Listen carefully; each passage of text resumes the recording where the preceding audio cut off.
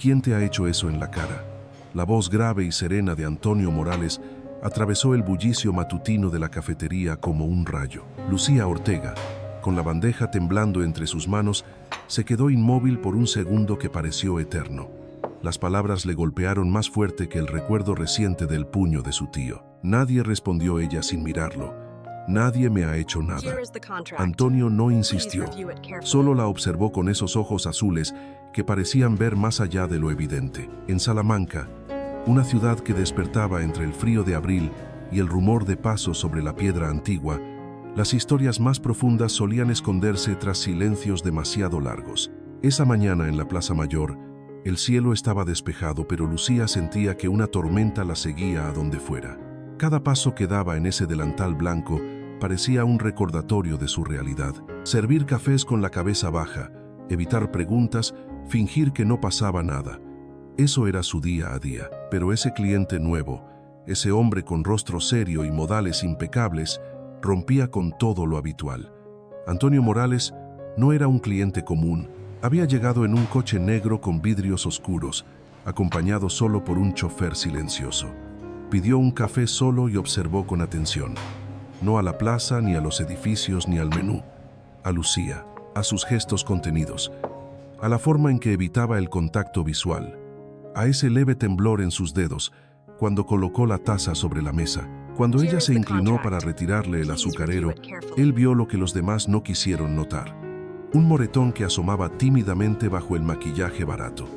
Lucía, por reflejo, se llevó la mano a la mejilla. Se disculpó por derramar unas gotas del café. Antonio no dijo nada más. No quería incomodarla.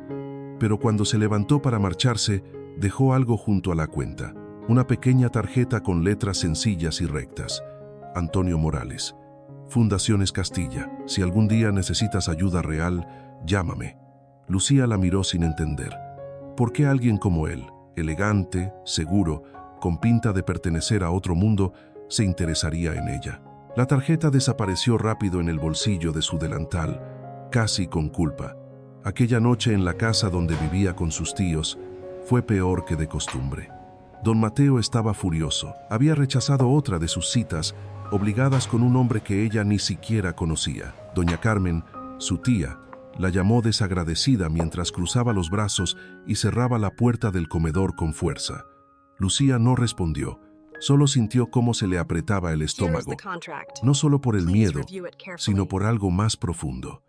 Por la certeza de que esa vida no era vida, que estaba atrapada en una cárcel invisible, hecha de chantajes y obligaciones disfrazadas de familia. Al día siguiente, volvió a la cafetería como siempre, pero en su bolsillo, la tarjeta seguía ahí, como una semilla esperando el momento de brotar. Esa tarde, el mensaje llegó sin rodeos. Esta noche vendrá Rubén. Arréglate. No olvides quién paga la comida en esta casa. Lucía sintió que el aire se volvía más espeso. Salió del trabajo sin despedirse. Caminó sin rumbo fijo. La ciudad seguía su curso como si nada. Las luces comenzaban a encenderse una a una, mientras el cielo se teñía de un azul profundo. Nadie parecía notar a la joven que avanzaba como un fantasma entre los arcos de piedra. Cuando la primera gota de lluvia le cayó sobre el rostro, no se cubrió. Siguió caminando. Sintió que cada paso era una declaración silenciosa de que no quería seguir así. Bajo el toldo de una tienda cerrada, se detuvo a respirar. Sus manos temblaban, sus zapatos estaban empapados y su alma también. Fue entonces cuando lo vio, o más bien, lo sintió. El coche negro se detuvo lentamente junto a ella. La ventanilla se bajó y apareció ese rostro familiar. Antonio Morales. No dijo nada al principio. Solo la miró con calma. Lucía no sabía si correr o quedarse. Estoy perfectamente, murmuró, pero su voz no convencía ni a ella misma. Él la miró con la misma serenidad que la vez anterior. Te vi en la cafetería. No soy tu enemigo. ¿Quieres que te lleve a algún sitio? La lluvia no cesaba. El frío le calaba los huesos. Pero aún así, dudó. En su mundo, toda ayuda tenía un precio, y ella ya había pagado demasiados, pero también sabía que no tenía a dónde ir. Asintió con un gesto casi imperceptible.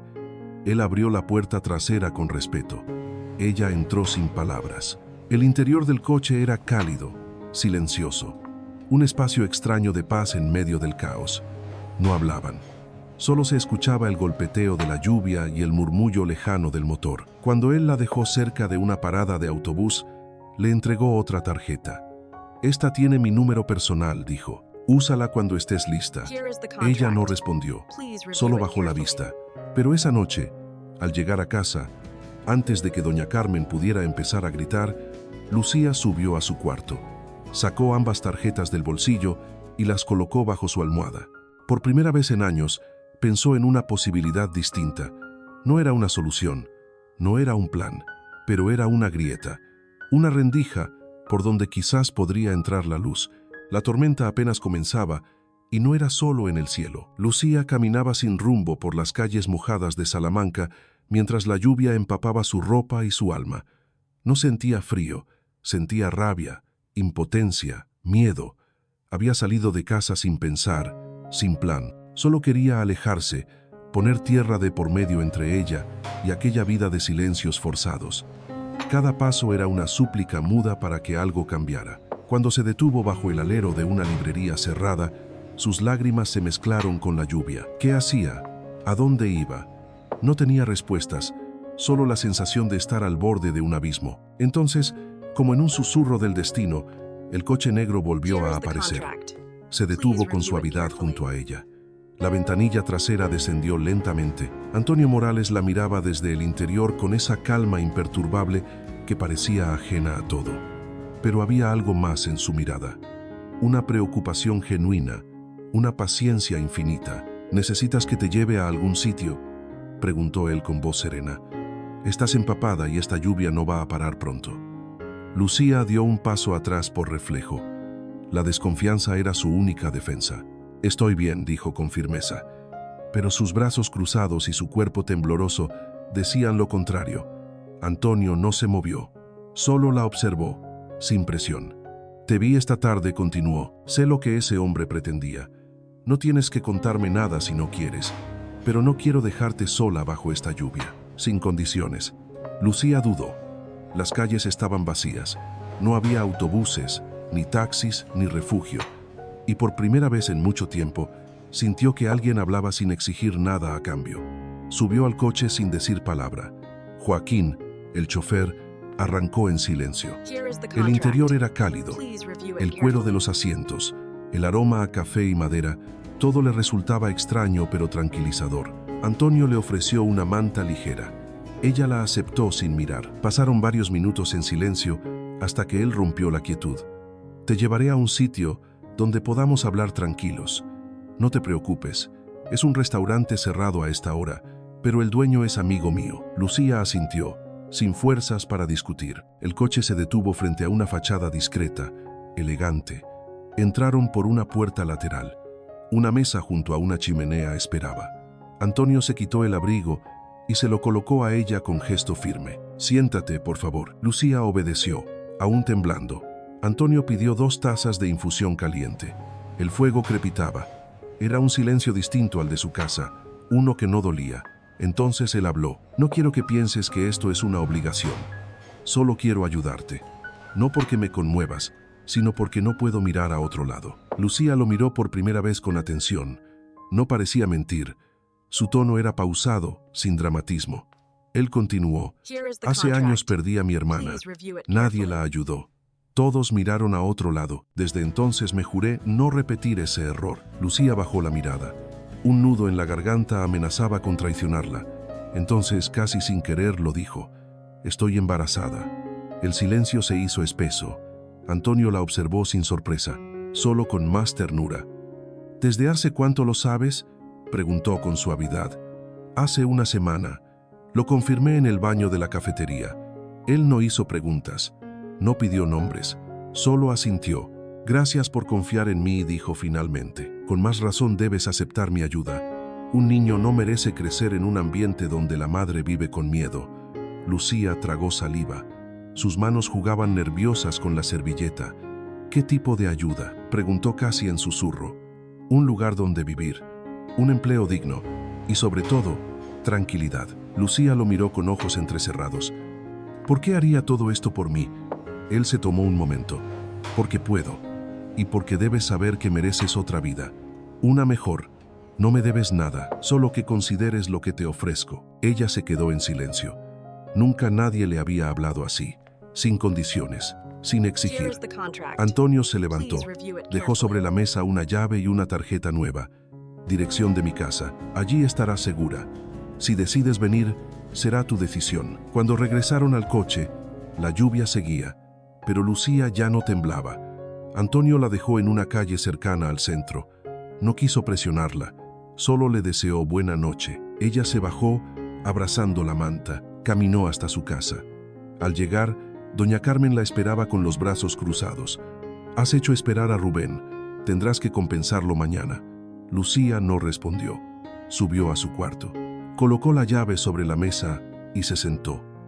Por primera vez en años, se permitió pensar. Quizás aún había una salida. Quizás aún quedaba algo por lo que luchar. Esta casa parece de otro mundo, pensó Lucía, mientras la verja de hierro se abría lentamente y el coche avanzaba por un sendero de grava flanqueado por árboles altos. La residencia Morales no era ostentosa en exceso, pero tenía una elegancia sobria, casi ancestral. Era una construcción de piedra clara, con ventanas altas y tejas oscuras, rodeada de jardines cuidados con esmero. Joaquín, el chofer, le abrió la puerta con una sonrisa discreta. «Bienvenida, señorita», dijo con tono amable. Lucía asintió sin palabras. Su corazón latía con fuerza. Había decidido aceptar la propuesta de Antonio esa misma mañana, después de una noche sin dormir y un mensaje inquietante de su tía. «Esta noche vendrá Rubén. Prepárate bien». Fue la gota que colmó el vaso. Salió sin avisar con una pequeña maleta, la llave en el bolsillo y la esperanza temblando en el pecho. Doña Soledad, el ama de llaves, la recibió en la entrada. Una mujer mayor de ojos dulces y manos firmes. «Me alegra que haya venido. Le tengo preparada la habitación en el ala este». Lucía la siguió en silencio. El interior de la casa era cálido, con muebles de madera, cuadros antiguos y alfombras que amortiguaban los pasos. No había lujo exagerado, pero sí una sensación de orden y paz que contrastaba con el caos habitual de su vida. La habitación era luminosa, con una cama amplia, escritorio de roble y una ventana que daba al jardín. Lucía dejó la maleta a un lado y se sentó en el borde de la cama. No sabía si llorar o sonreír. Después de una ducha caliente y ropa limpia que doña Soledad le dejó sobre la cama, bajó al comedor donde Antonio la esperaba. Vestía sencillo, camisa blanca y jersey gris. La saludó con una leve inclinación de cabeza. «¿Descansaste algo?», preguntó. «Un poco», respondió ella. «Gracias por todo esto». Antonio la invitó a sentarse. En la mesa había pan recién hecho, queso, fruta y una jarra de leche tibia. «Come tranquila. Aquí no hay prisa». Comieron en silencio unos minutos. Antonio notó su incomodidad. Lucía no estaba acostumbrada a recibir sin pagar un precio. «Lo sé», dijo de pronto. «No confías aún. Es normal. No espero nada. Solo que te sientas segura». Ella lo miró a los ojos. «¿De verdad no quiere nada a cambio?». «Nada. Ni hoy, ni mañana». Lucía bajó la vista. El silencio volvió, pero ya no era tenso. Era como una manta suave cubriendo heridas antiguas. Luego, él se levantó. «Puedes caminar por donde quieras. Esta es tu casa mientras la necesites. En el escritorio encontrarás un cuaderno nuevo. A veces escribir ayuda». Lucía asintió. «Gracias». Esa tarde, recorrió el jardín. Las flores aún estaban cerradas por el frío, pero el aire olía a limpio. Se sentó bajo un olivo y sacó el cuaderno rojo. Lo abrió con manos temblorosas. En la primera página, escribió su nombre. Luego, como si liberara algo dormido, empezó a contar su historia, sin adornos, solo hechos.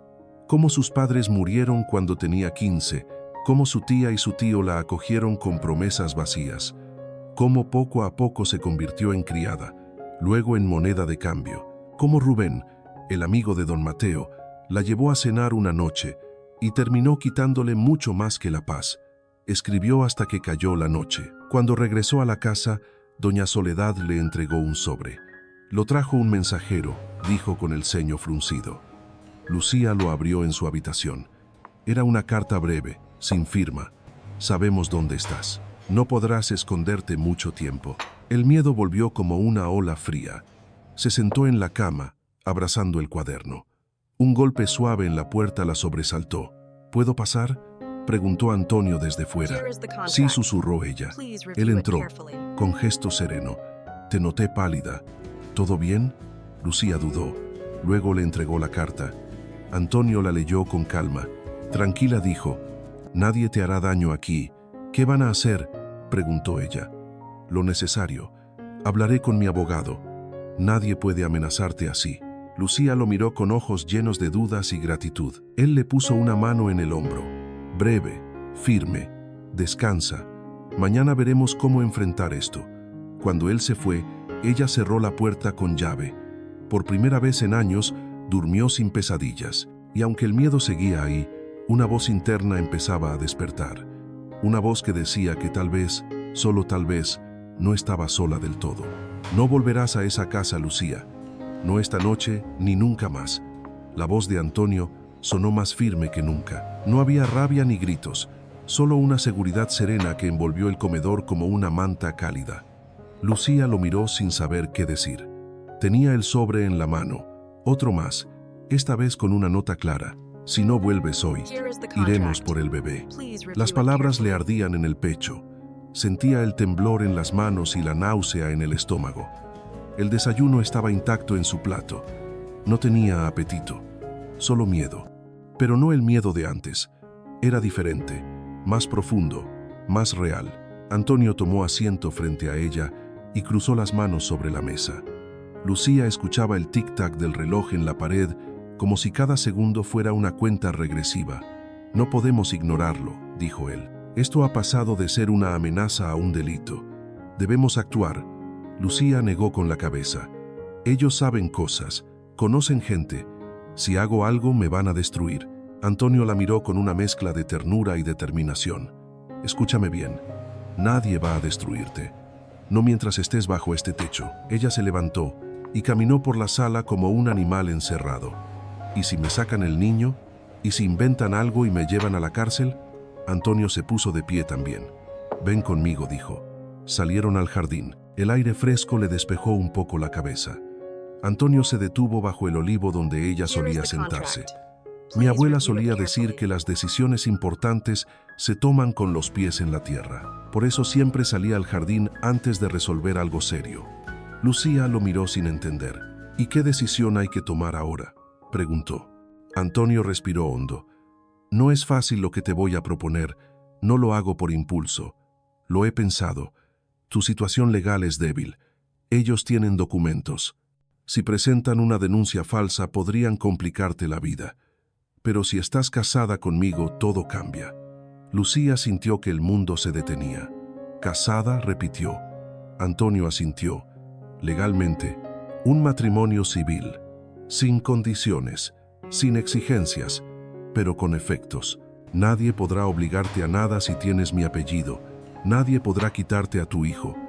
Lucía se alejó unos pasos. Se llevó las manos a la cabeza. Es demasiado. No puede ser real. Apenas nos conocemos. Antonio se acercó. No te estoy pidiendo amor, solo protección, una alianza.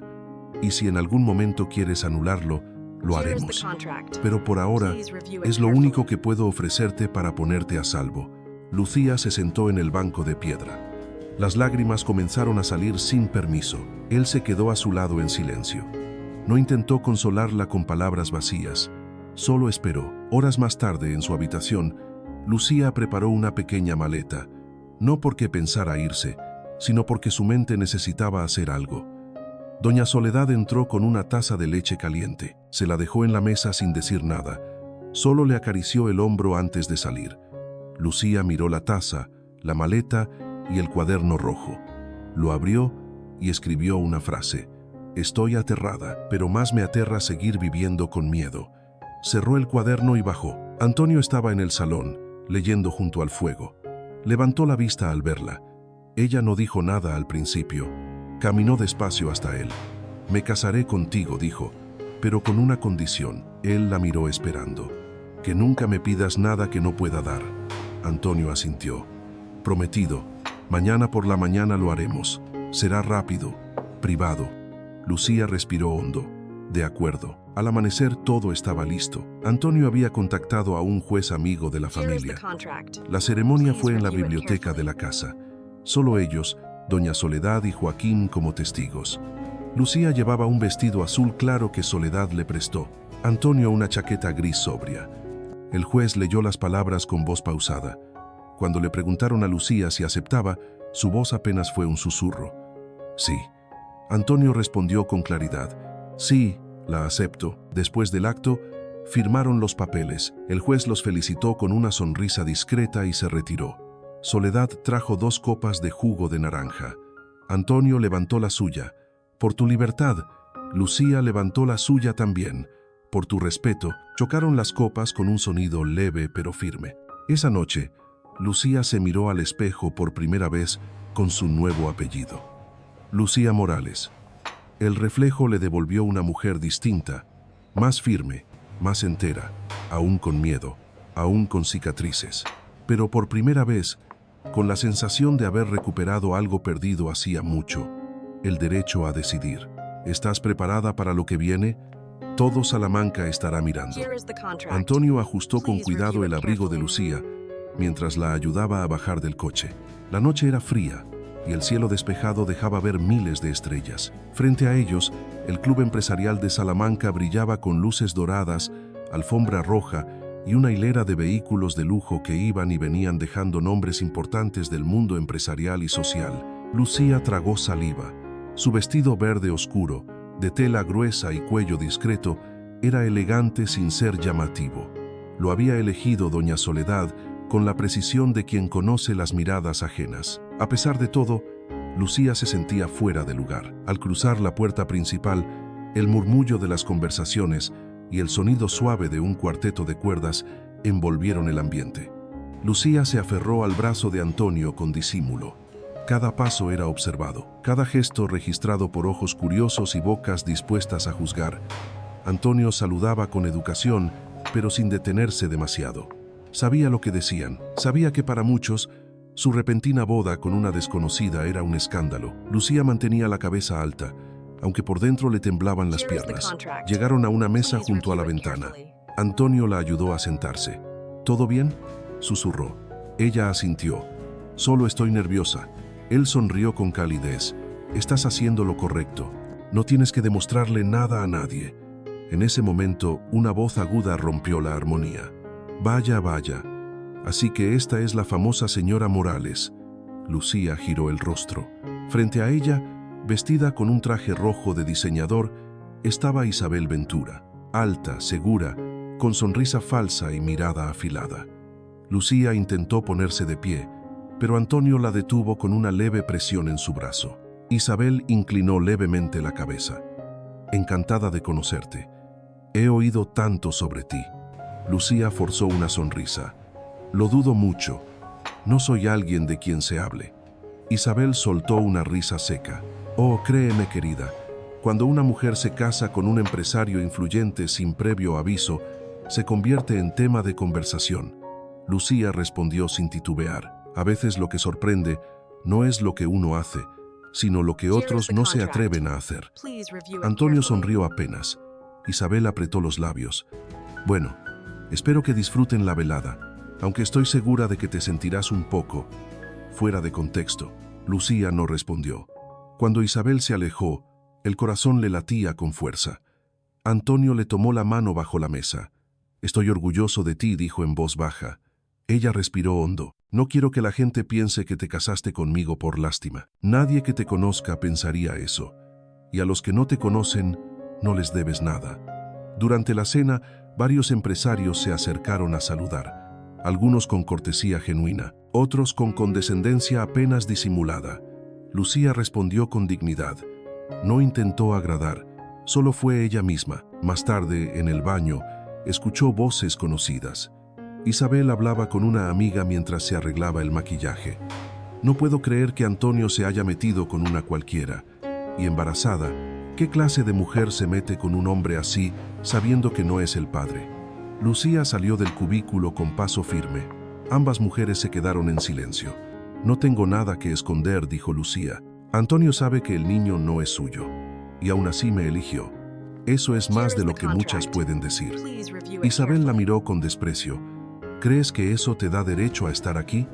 Lucía la miró directo a los ojos. No necesito tu permiso para existir. Y tampoco para ser feliz. Al salir del baño, Antonio la esperaba. La vio pálida. Ella le contó lo ocurrido. Él frunció el ceño pero no dijo nada. En cambio, la llevó al jardín del club. Allí, entre luces tenues y aroma a jazmín, le habló.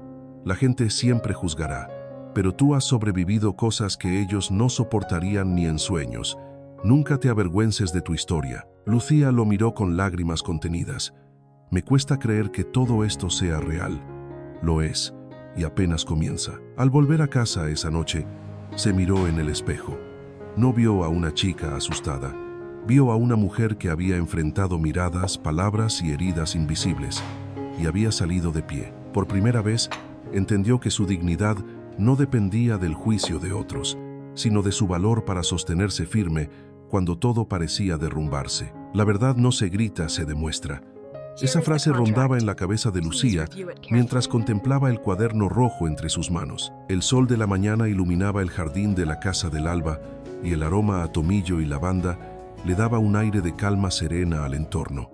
Pero dentro de ella, una tormenta se preparaba. Después de la noche del evento en el club, supo que callar ya no era una opción. No podía seguir viviendo con la sombra del juicio ajeno. Quería contar su historia. Quería que la gente supiera que no era una víctima pasiva, sino una mujer que había elegido resistir. Antonio estaba en la terraza leyendo el periódico cuando ella se acercó. «Necesito hablar contigo», dijo sin rodeos. Él la miró con atención. «Estoy lista para contar todo, pero quiero hacerlo a mi manera. No quiero una rueda de prensa. Quiero una conversación, con alguien que sepa escuchar». Antonio asintió. «Tengo una amiga periodista, Clara Jiménez. Trabaja en El País. Tiene ética. Si quieres puedo llamarla». Lucía asintió sin dudar. «Quiero que la entrevista sea aquí, donde me siento segura». Al día siguiente, Clara llegó puntual. Era una mujer de mediana edad, con ojos claros y cuaderno en mano. Saludó con calidez y pidió permiso para grabar. Lucía la llevó al porche, donde habían preparado una pequeña mesa con agua y galletas. Empezaron hablando de cosas triviales, del jardín, del clima. Luego, Clara abrió el cuaderno. «Cuando estés lista», dijo. Lucía respiró hondo y comenzó. Contó todo, sin adornos, sin pausas para dramatizar. Cómo perdió a sus padres, cómo quedó al cuidado de sus tíos, cómo fue convertida en un objeto, cómo Rubén entró en su vida como una sombra, cómo Antonio le ofreció algo que jamás había tenido, un lugar seguro, una posibilidad. Clara no interrumpía, solo asentía y tomaba notas. A veces, sus ojos se humedecían. Cuando Lucía terminó, hubo un silencio largo. «Gracias por tu valentía», dijo Clara. «Esto puede cambiar muchas cosas». Esa noche, Antonio la abrazó largo rato. «Estoy orgulloso de ti». Lucía apoyó la cabeza en su pecho. «No lo hice por mí, lo hice por mi hijo y por todas las que siguen callando». 2 días después, el artículo fue publicado. El título decía simplemente «Lucía, una historia de coraje». Las reacciones no tardaron en llegar. Las redes sociales se llenaron de mensajes. Algunos criticaban, muchos más apoyaban. Una ola de solidaridad inesperada rodeó a Lucía. Mujeres de todo el país compartieron sus propias vivencias, y el nombre de Lucía Morales se convirtió en símbolo de esperanza. En el comedor de la casa del Alba, doña Soledad dejó el periódico sobre la mesa con una sonrisa. Hacía años que no lloraba leyendo algo. Antonio también lo leyó, en silencio. Luego levantó la vista. «Lo hiciste. Abriste una puerta que ya no podrán cerrar». Lucía no dijo nada. Solo tomó el cuaderno rojo y escribió una nueva frase. «No soy lo que me hicieron, soy lo que elegí ser después». Mientras tanto, en un piso del centro de Salamanca, Isabel Ventura leía el mismo artículo con el rostro desencajado. Golpeó la mesa con rabia. «Esto no puede estar pasando, no después de todo lo que planeé». Su padre entró a la sala. «Lo hemos perdido», dijo secamente. «La imagen de Morales está por los cielos, y la tuya no tanto». Isabel apretó los dientes. «Entonces toca contraatacar». Esa noche, Antonio y Lucía se sentaron juntos en el jardín. El cielo estaba limpio y las estrellas parecían más cerca. ¿Te arrepientes de algo?, preguntó él. De haber callado tanto tiempo, respondió ella. Pero no más. Antonio le tomó la mano. Lo que venga ahora lo enfrentaremos juntos. Ella asintió. Ya no era solo su historia, era la historia de muchas, y acababa de empezar. El dinero compra mucho, pero no la voluntad de una mujer decidida. Esa fue la frase con la que Antonio cerró la carpeta y miró fijamente a Isabel Ventura, sentada al otro lado de la mesa de reuniones. El ambiente en la sala era tenso, frío. La luz blanca caía sobre los papeles con números y cifras importantes, pero lo que flotaba en el aire era algo más que negocios. Era un ultimátum. Isabel cruzó las piernas con elegancia y esbozó una sonrisa que no llegaba a sus ojos. No estamos aquí para hablar de mujeres, Antonio. Estamos hablando de tu empresa, de tu futuro. Antonio no desvió la mirada. Y tú vienes a comprarlo con una condición inaceptable. Isabel extendió los documentos. Es un acuerdo justo. Tu compañía se fusiona con el Grupo Ventura. Salvamos tus activos. Y tú sigues como presidente. Pero sin ella, Lucía no estaba presente, pero cada palabra pesaba sobre su nombre. La condición era clara. Para firmar el acuerdo, Antonio debía divorciarse, romper públicamente con Lucía y volver al círculo de los que sí pertenecían. Antonio se levantó despacio. Me sorprende que pienses que podría traicionar así a alguien que ha demostrado más valor que todos los que conozco. Isabel suspiró. No seas ingenuo. Sabes cómo funciona este mundo. Nadie va a invertir en una empresa asociada a un escándalo. Ella es una carga. Antonio se inclinó hacia ella. No es una carga, es mi esposa. Y si eso cuesta perder este trato, lo perderé. Isabel lo miró con una mezcla de desprecio y rabia contenida. Te vas a arrepentir. Esto era tu única salida. El silencio llenó la sala. Luego Antonio habló con voz firme. Prefiero perder millones que perder mi alma. Horas después, en la casa del Alba, Antonio contó a Lucía todo lo ocurrido. Ella lo escuchó con atención, sin interrumpir. Al terminar, le tomó la mano. No quería ser un obstáculo, murmuró. No lo eres. Eres la razón por la que sigo luchando. Ella asintió. Entonces sigamos, pero no esperemos más golpes. Atacarán, y tenían razón. 3 días después, una noticia falsa apareció en varios portales. Antonio Morales investigado por lavado de dinero. Las redes sociales estallaron. Algunos medios dudaban, otros atacaban. Lucía lo vio y sintió un nudo en el pecho. Esto es obra de Isabel, dijo Antonio. Quiere destruirnos. Lucía se levantó. Entonces vamos a responder. Tengo algo que puede cambiar el juego. Subieron al estudio. Lucía sacó una carpeta con documentos. Pruebas que había recibido de una ex empleada del Grupo Ventura. Datos sobre condiciones de trabajo ilegales en fábricas en Marruecos. Incluía fotografías de menores trabajando y registros alterados. Antonio los revisó con atención. Esto es serio, pero también peligroso. Si publicamos esto, puede haber consecuencias. Lucía lo miró con determinación. No más miedo. Esa noche llamaron a Clara Jiménez. Le contaron todo. Clara llegó al día siguiente. Revisó el material. Esto puede hundirlos, dijo. Y salvarnos, respondió Lucía. Clara preparó un reportaje especial. 4 páginas en la edición dominical. Titular grande. Infancia robada. Las prácticas oscuras del Grupo Ventura. Con documentos, con testimonios, con fotos. Cuando el artículo salió, el país se sacudió. El Ministerio de Trabajo anunció una investigación inmediata. Las acciones del Grupo Ventura cayeron en picada. Isabel desapareció de la vida pública. Antonio recibió disculpas de varios empresarios. La verdad había hablado más alto. En la casa del Alba, Lucía caminaba por el jardín con el cuaderno rojo en mano. Escribía sin pausa. Esta vez no era dolor lo que salía de sus palabras. Era fuerza, era esperanza. Antonio la observaba desde la terraza. Cuando ella se acercó, le sonrió. ¿Y ahora qué sigue?, preguntó. Ella se tocó el vientre ya muy visible. Nacer. Pero no solo nuestro hijo. Nacer yo también. Esa noche se acostaron en paz. Por primera vez en mucho tiempo. Y aunque sabían que aún quedaban batallas, también sabían que juntos podían enfrentarlas. porque cuando se elige la dignidad, no hay poder que pueda comprar el alma. La justicia es la única venganza que vale la pena. Esa frase resonaba en los pasillos del ministerio, mientras los medios nacionales cubrían la caída del Imperio Ventura. Lucía observaba la televisión desde el sofá de la Casa del Alba, no con júbilo, no con rencor, solo con una calma profunda. Isabel había sido citada a declarar. Su padre renunció a todos sus cargos. Las fábricas habían cerrado y las investigaciones avanzaban. Nada podía borrar el daño hecho, pero al menos ya no seguiría ocurriendo. Antonio entró con una sonrisa y una bolsa en la mano. «Traigo algo para ti».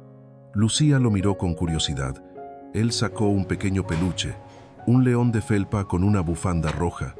Para Miguel y Elena, dijo. Lucía se rió. «¿Ya decidiste los nombres?» Él asintió. «Tú luchaste como una leona. Ellos deben saber de dónde vienen». Esa tarde caminaron por los campos detrás de la casa. El aire olía a hinojo y lavanda. Las cigarras cantaban entre los arbustos.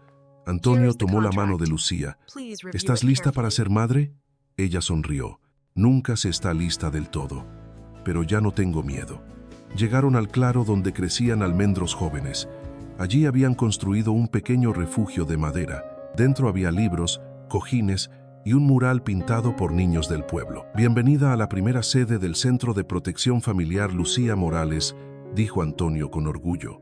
Ella lo miró sin poder hablar. El proyecto que soñaron juntos se hacía realidad. Un lugar donde mujeres en riesgo encontrarían refugio, donde niños maltratados tendrían atención, donde nadie tendría que callar por miedo. Lucía entró, tocó las paredes y se sentó en el suelo.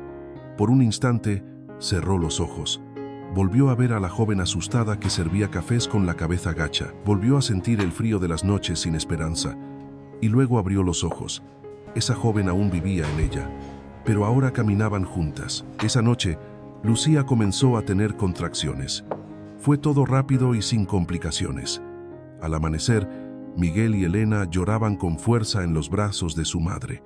Antonio los miraba con lágrimas en los ojos. Soledad los bendecía con un rezo bajito. El mundo se detenía por un instante. Días después, mientras los bebés dormían, Clara Jiménez volvió para una última entrevista. Lucía habló con serenidad.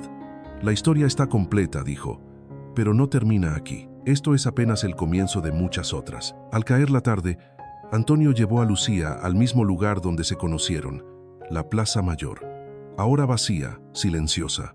Se sentaron en el banco junto al café. Ella lo miró. «¿Por qué me ayudaste aquel día?», preguntó. «Porque vi a alguien que aún no sabía lo fuerte que era, y sentí que si no hacía algo, me arrepentiría toda la vida». Lucía apoyó la cabeza en su hombro. «A veces basta con que una persona vea lo que tú no ves, para empezar a creer». Y bajo la última luz del día, se prometieron seguir viendo lo mejor del otro, aunque el mundo se empeñara en lo contrario. Y bajo la última luz del día, se prometieron seguir viendo lo mejor del otro, aunque el mundo se empeñara en lo contrario.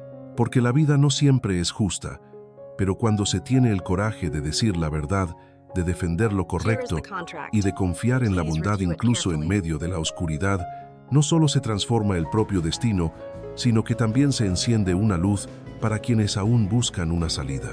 El verdadero valor no es la ausencia de miedo, sino la decisión de avanzar a pesar de él. Lucía no venció porque no tuvo miedo, sino porque no dejó que el miedo decidiera por ella. Y ahora te pregunto a ti, que has acompañado esta historia hasta el final. Si tú estuvieras en el lugar de Lucía, ¿habrías tenido la fuerza para alzar la voz y cambiar tu destino, aún sabiendo que podrías perderlo todo? ¿Y tú qué crees que es más difícil en esta vida, perdonar a quienes nos dañaron o perdonarnos por haberlo permitido? Me encantaría leer tu opinión en los comentarios.